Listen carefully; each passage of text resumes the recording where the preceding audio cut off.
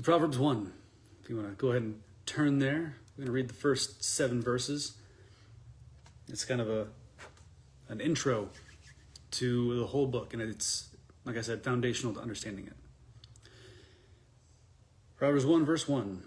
The Proverbs of Solomon, the son of David, king of Israel, to know wisdom and instruction, to discern the sayings of understanding, to receive instruction in wise behavior, righteousness, justice, and equity, to give prudence to the naive, to the youth knowledge and discretion. A wise man will hear and increase in learning, and a man of understanding will acquire wise counsel.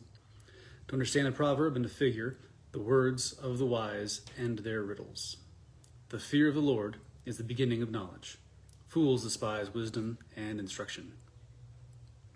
So that is our introduction into the book of Proverbs, which is a collection of proverbs of Solomon and other wise guys who show up later on. But Solomon gets the bulk of it. And verses 1 through 6, good morning, Sherry. Verses 1 through 6 give us the reason for the book. The whole reason we have Proverbs. It's to gain understanding, wisdom, prudence, and to operate in righteousness, justice, and equity. And that's what we're supposed to gain from the book of Proverbs. And all the things listed are great. You go through 1 through 6, and they list off a bunch of qualities that are excellent, top-notch. We love them. We're big fans. We all agree that people should have these qualities. Anyone who doesn't want any of these qualities, avoid them. Avoid them. Those are rough people to be around. So anybody who doesn't have these, want these, anybody who avoids them themselves or outright speaks against these qualities is foolish and destructive. And we know that, right? And he's like, oh, prudence, righteousness. No, nobody actually says that out loud, but we know. So we see the manipulation of terms like that. Justice, especially, was a big one lately. We saw that being manipulated during the BLM protests.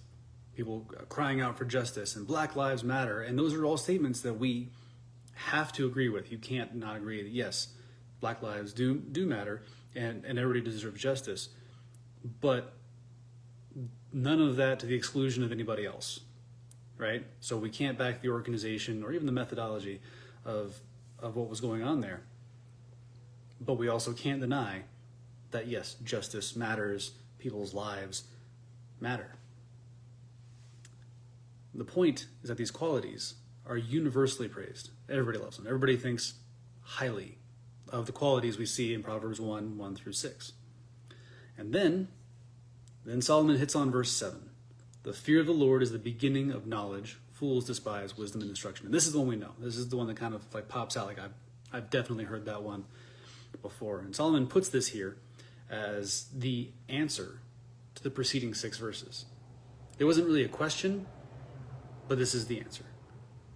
We all want these great qualities, right? We admire them, and they find their source in one thing, the fear of the Lord.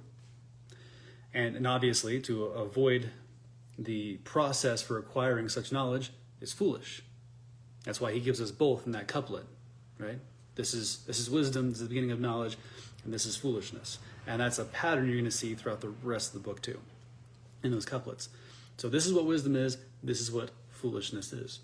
It's also foolish, not just because they're avoiding great qualities that we all think are awesome, but because the one who avoids such things already does not fear God. And as Proverbs will detail for us as we read it, the fear of the Lord is the soundest lifestyle of anybody. To avoid a lifestyle that is, righteous, logical, wise, is obviously foolish on its face.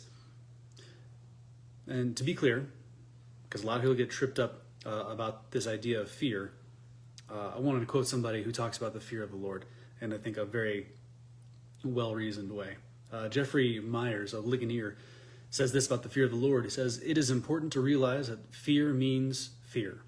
Even though it is reverential fear, and even though you also love and trust God, you may not evacuate the word fear of the element of terror, trepidation, alarm, or dread. You cannot collapse fear into faith or love. Fear is a crucial element of the believer's personal response to the living God. Because we trust God's word, we know that he is a God to be feared. So how is the fear of the Lord the beginning of knowledge?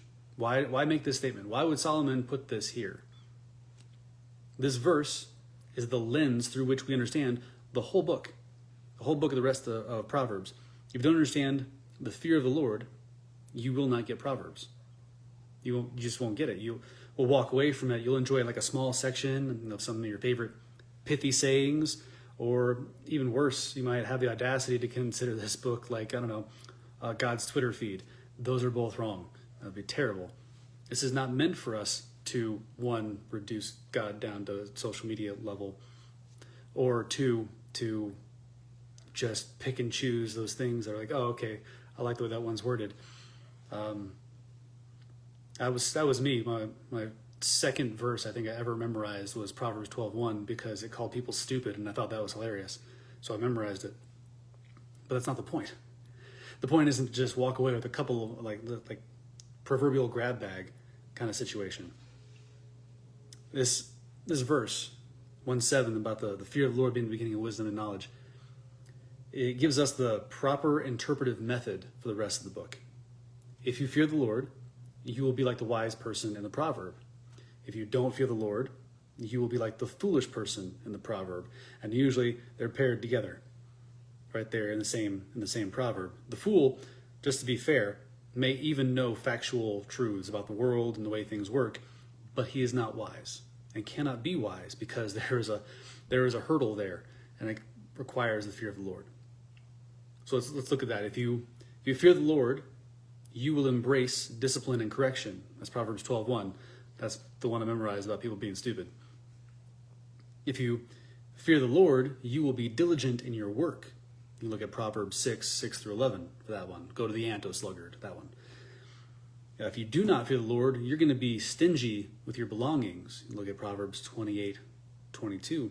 If you do not fear the Lord, you will fall prey to the traps of adultery. And that's the whole chapter of Proverbs 7, talking about that one. And as you read this book with the right understanding, you will find, like we did in the Sermon on the Mount, right? That like me, you're not wise, right? You do not always fear the Lord. You're going to look at some of these Proverbs and go, hey, I do that one. I'm more of the fool in this scenario than I am the wise person in this scenario. And so we must run to God and purchase wisdom. Just as he tells us to, as he extols in those first 9 chapters, purchase wisdom, lest we be fools and perish.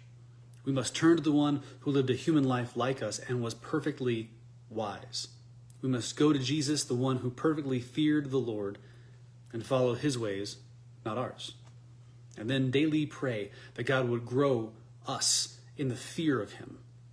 Because as you grow in the fear of the Lord, it will dictate your view of what is wise, and you will begin to grow in understanding and knowledge.